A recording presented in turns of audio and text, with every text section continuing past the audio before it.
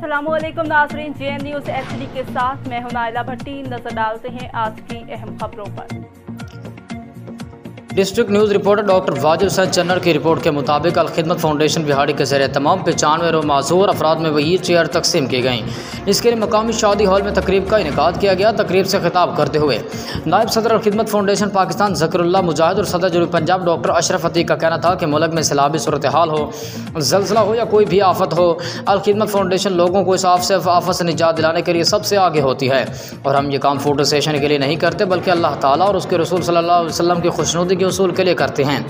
और हम मशकूर हों उन लोगों के जो माली तौर पर हमारे साथ ताउन करते हैं।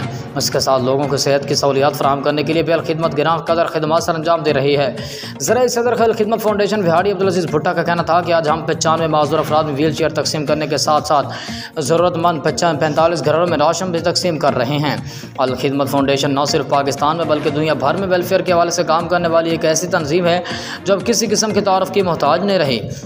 इस तंजीम पर पाकिस्तान के समेत दुनिया भर के मुखय्यर हज़रात ने एतमाद करते हुए हमेशा भरपूर ताउन किया है। इसलिए अलखिदमत फाउंडेशन ज़रूरतमंदों की खिदमत करने में सफ़ अव्वल में नज़र आती है।